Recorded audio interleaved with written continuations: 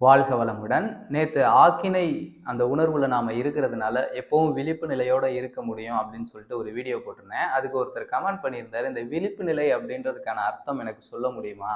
அப்படின்றது போல கேட்டிருந்தாரு.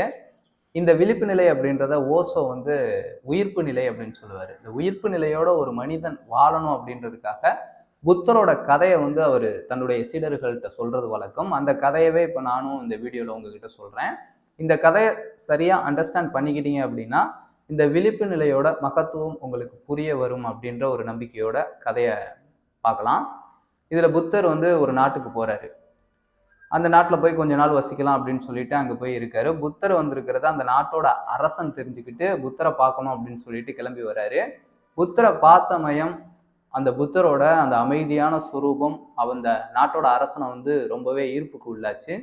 வாழ்க்கைனா இதல்லவா வாழ்க்கை, இதுதானே ஒரு உன்னதமான தன்மையை நமக்கு கொடுக்கக்கூடிய ஒன்றா தெரியுது. ஸோ நாம் இருக்கக்கூடிய அந்த அரச வாழ்க்கையை திறந்துட்டு புத்தருக்கு சீடனா வந்துடலாம் அப்படின்ற ஒரு எண்ணம் அந்த அரசனோட மனதில் உருவாகுது. உடனே வீட்டுக்கு போயிட்டு தன்னுடைய குமாரன்கிட்ட ஒட்டுமொத்த அரச பொறுப்புகளையும் கொடுத்துட்டு துறவி வேஷத்தை பூண்டு இங்கே புத்தர்கிட்ட நான் இனிமேல் உங்களுடைய சீடனாக இருக்கிறதுக்கு ஆசைப்படுறேன் அப்படின்னு சொல்லிட்டு வேண்டுகோள் விடுக்கிறாரு. புத்தரும் ஒன்றும் சொல்ல, இருந்துக்கப்பா அப்படின்னு சொல்லிட்டாரு. கொஞ்ச நாள் இப்படியே அந்த நாட்டில் காலம் போட்டுட்டு அடுத்த நாட்டுக்கு பிரயாணம் செய்யக்கூடிய காலம் வருது. எல்லாரும் கிளம்பி அடுத்த நாட்டுக்கு பயணம் பண்ணிட்டு இருக்காங்க. இப்படி போகும் வழியில பெரிய அடர்ந்த காடு, அதுல ஒரு சோலைவனம் தெரியுது. அந்த இடம் புத்தருக்கு ரொம்பவே பிடிச்ச மாட்டம் இருக்கவும் அங்க கொஞ்ச நாள் வசிக்கலாம் அப்படின்ற எண்ணத்தோட எல்லா பேருமே தங்குறதுக்கான ஏற்பாடுகளை செஞ்சுட்டு தங்கிட்டு இருக்காங்க. இந்த காட்டுக்குள்ள பசி எடுத்தா என்ன செய்யறது அப்படின்ற ஒரு கேள்வி வரும்போது சீடர்கள் எல்லாத்தையும் கூப்பிட்டுட்டு பக்கத்துல தான் ஒரு கிராமம் இருக்கு, இங்க போய் நீங்க உங்களுடைய உணவு தேவைகளை பூர்த்தி செஞ்சுக்குங்க அப்படின்னு சொல்லிட்டு நிறைய பேர்த்த அமுச்சு வச்சிடறாரு. ஒரு 3-4 சீடர்களை மட்டும் கூட வச்சுக்கிறாரு. அதுல இந்த அரசனும் ஒருத்தர். அரசன் சீடனா வந்திருக்காருல, அவரும் ஒருத்தர். அவருக்கும் உணவு தேவைப்படும்ல, கூட வச்சுக்கிட்டாலும் அவருக்கு என்ன பண்ணலாம்னா தூரத்துல ஒரு வீடு மட்டும் இருந்தது. அந்த வீட்டில் போயிட்டு உங்களுக்கு பசி எடுத்துச்சுன்னா சாப்பிட்டுக்குங்க அப்படின்னு சொல்லிட்டு புத்தர் சொல்லிட்டு தியானத்துக்குள்ள ஆழ்ந்து போயிட்டாரு. மறுநாள் பசி எடுக்குது. இந்த அரசன் போய் அந்த வீட்டுக்கு முன்னாடி நின்றுட்டு, அம்மா பசி எடுக்குது, நான் புத்தனோட சீடன் வந்திருக்கேன், ஏதாவது யாசகம் கிடைக்குமா அப்படின்னு சொல்லிட்டு கேட்குறாங்க. கேட்டுட்டே இவருடைய மனசுக்குள்ள ஒரு எண்ணம் வருது.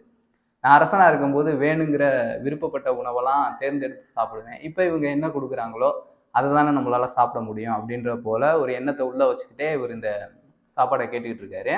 அப்ப இவருக்கு பிடிச்ச உணவை இவர் மனசுக்குள்ள நினைக்கிறாரு.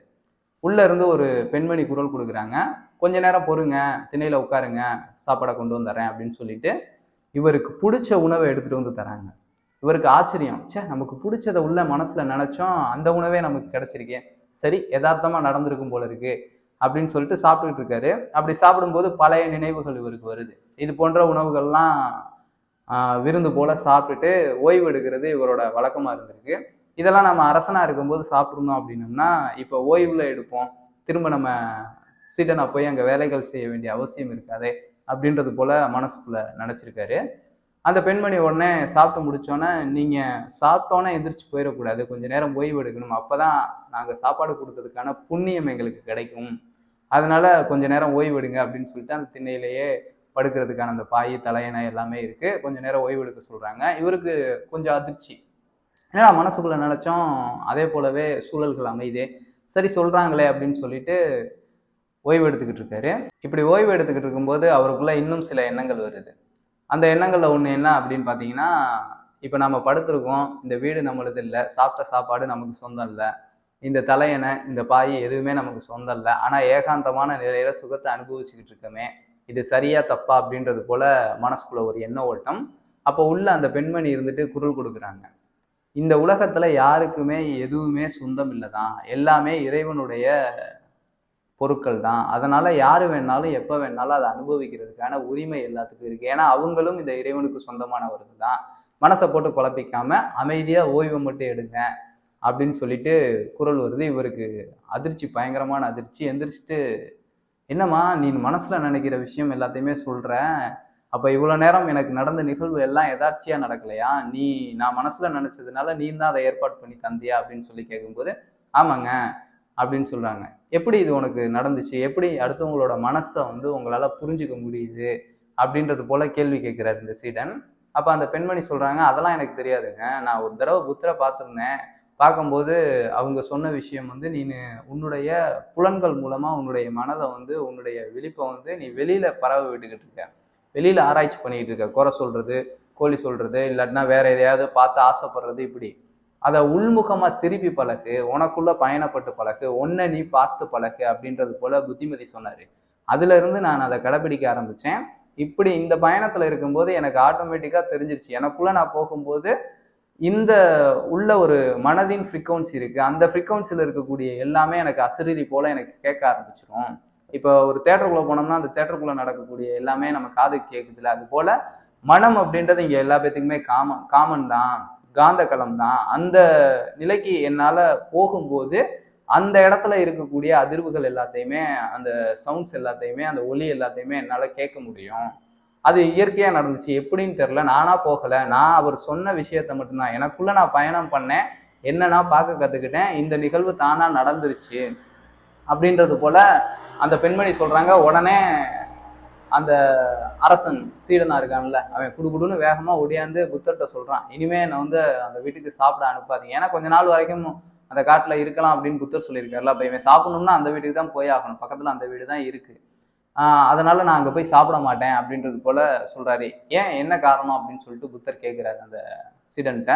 அப்ப சொல்றாரு, அந்த பொண்ணு வந்து மனசுல நினைக்கிற எல்லா விஷயத்தையுமே கண்டுபிடிச்சிருக்கு, நான் அங்கே போயிருக்கும்போது என் மனசில் நினச்ச எல்லாத்தையுமே கண்டுபிடிச்சு அதை நிவர்த்தி செஞ்சிச்சு. பட் என் மனசுக்குள்ளே இன்னும் சில எண்ணங்கள்லாம் வந்துச்சு, அந்த பொண்ணு பார்க்குறதுக்கு அழகாக இருந்தது, அதனால் கொஞ்சம் தேவையில்லாத எண்ணங்கள்லாம் எனக்குள்ளே வந்துச்சு. அப்போ அதுவும் அந்த பெண்ணுக்கு தெரிஞ்சிருக்குன்னு தானே, எப்படி நான் போய் அங்கே போய் சாப்பாடு கேட்டு நிற்கிறது அப்படின்றது போல் அந்த அரசனாக இருக்கக்கூடிய சீடன் புத்தர்கிட்ட சொல்கிறாரு.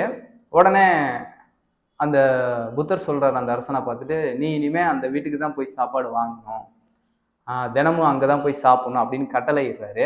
வேற வழி இல்லாமல் மறுநாள் அவன் வந்து பசி எடுக்கும்போது அந்த வீட்டுக்கு போகிறான். ஆனால் இப்போ போகும்போது நேற்று போன அந்த சீடன் போல இப்போ புது சீடனாக போகிறான். ஏன்னா நேற்று தூங்கிக்கிட்டே போனான், இப்போ விழிப்போட போகிறான், தனக்குள்ளே வரக்கூடிய எண்ணங்களை ஆராயக்கூடிய தன்மையில போகிறான். கெட்டதாக எதையும் நினச்சிடக்கூடாது அப்படின்னு கவனமாக தனக்குள்ளே வரக்கூடிய எண்ணங்களில் நல்ல விஷயத்த மட்டும் அவன் தீனி போட்டு அதை மட்டும் வெளிப்படுத்திக்கிட்டு தேவையில்லாததெல்லாம் எடுத்து வெளியில் போடக்கூடிய தன்மையில் அவன் விழிப்போட போகிறான். இப்போ ஒரு மனிதன் விழிப்பா இருக்கிறதுக்கும் விழிப்பற்ற நிலையில இருக்கிறதுக்கும் இதுதான் காரணம். இப்போ நான் முழிச்சிட்டு உங்ககிட்ட பேசிக்கிட்டு இருக்கேன், இதுவே தூங்கிக்கிட்டு இருந்தேன்னா எந்த ஒரு விஷயத்தையும் பேச முடியாது, இங்கே என்ன நடக்குது அப்படின்றது கூட எனக்கு தெரியாது. ஆனால் விழிப்பா இருக்கும்போது இங்கே என்ன நடக்குது, என்ன பேசுகிறேன் அப்படின்ற எல்லா விஷயத்தையும் என்னால் அனலைஸ் பண்ண முடியும். இதுதான் விழிப்புக்கும் விழிப்பற்ற நிலைக்கும் உள்ள வித்தியாசம். நாம மனதையும் விழிப்பா வச்சுக்கிட்டோம் அப்படின்னம்னா இங்கே வரக்கூடிய எண்ணங்களை ஆராயக்கூடிய தன்மையில இருப்போம். அந்த சீடன் என்ன ஆனா அப்படின்னு பார்த்தீங்கன்னா, புத்தரோட தலையாய சீடனா பிற்காலத்தில் வந்தானாமா. அந்த அளவுக்கு தன்னைத்தானே தூய்மைப்படுத்திட்டு ஒரு அற்புதமான நிலையை அடைஞ்சான் அப்படின்னு அந்த கதையில ஓசோ சொல்லுவாரு. இப்போ விழிப்பு நிலை அப்படின்றது நம்மளை நாமளே ஆராயிறது தான். இந்த உலகத்துல பார்த்தீங்கன்னா நாம நினைக்கிற விஷயம் இங்கே யாருக்குமே தெரியாது அப்படின்ற ஒரு நினப்பு இருக்கிறதுனால தான் இங்கே தப்புகள் நிறைய நடந்துக்கிட்டு இருக்கு. நம்மளை நாமளே குழிக்குள்ள போட்டு புதைச்சிக்கிறதுக்கான நிறைய வேலைகளை தெரியாமல் செஞ்சுக்கிட்டு இருக்கோம். ஆனால் விழிப்பு அப்படின்றது வந்துடுச்சுன்னா இந்த பிரபஞ்சம் அப்படின்றது அறிவு மிக்கது, அதுக்கு தெரியாமல் ஒரு செயலை கூட இங்கே செய்ய முடியாது. உதாரணத்துக்கு நாம் உண்ணக்கூடிய உணவு இருக்குல்ல, அது கழுத்துக்கு கீழே போச்சுன்னா எந்த மாதிரியான உணவாக இருந்தாலும், அது இட்லி, தோசை, பூரி, பொங்கல்னு இருந்தாலும், இங்கே போயிடுச்சுன்னா ரசம், ரத்தம், கொழுப்பு, தசை, எலும்பு, எலும்பு மஜ்ஜை, விந்து, ஜீவகாந்தம் அப்படின்ற அந்த தன்மையில தான் டிரான்ஸ்ஃபர் ஆகுது. உடலை வந்து வளர்த்துக்கிட்டு இருக்கு, பாதுகாத்துக்கிட்டு இருக்கு, ஆரோக்கியமாக வச்சுக்கிட்டு இருக்கு. இப்போ அந்த அளவுக்கு அறிவு இருக்கக்கூடிய ஒரு இயற்கையின் சக்தி நாம நினைக்கிற விஷயத்த தெரியாம ஒதுங்கி இருந்துக்குமா? எல்லாமே தெரியும், பட் அது கண்டுக்கலை. இது எப்ப கண்டுக்கப்படும் அப்படின்னு பார்த்தீங்கன்னா, இதுக்கான சட்டம் எங்க நிர்ணயிக்கப்படும்னா, நாம இந்த உடலை விட்டு வெளியில போகும்போது நம்மளுடைய அந்த பாவ புண்ணிய கணக்குல நாம நினைக்கக்கூடிய, சொல்லக்கூடிய, செய்யக்கூடிய எல்லா விஷயமும் அடங்கும். ஆக நாம விழிப்போட இருக்கும்போது நல்ல விஷயத்த மட்டும் செஞ்சு புண்ணியத்தை மட்டும் சேர்த்திருப்போம். இதனால நாம நம்மளுடைய பிறவி பயனை இங்க வந்து பூரணத்துக்கு கொண்டு போக முடியும் அப்படின்ற ஒரு விஷயத்தை தான் சீடர்கள் எல்லாத்துக்கிட்டையுமே சொல்லுவாரு. இப்ப விழிப்புன்றதுக்கான ஒரு உன்னதமான உண்மையான அர்த்தம் அந்த கேள்வி கேட்டவருக்கு புரிஞ்சிருக்கும்னு நினைக்கிறேன். இந்த தகவல் பற்றிய உங்களுடைய கருத்துக்களை கீழே கமெண்ட்ல பதிவு செய்யுங்க. இதே போல இன்னொரு வீடியோல உங்களை சந்திக்கிறேன். வாழ்க வையகம், வாழ்க வளமுடன், குருவே துணை, குரு வாழ்க.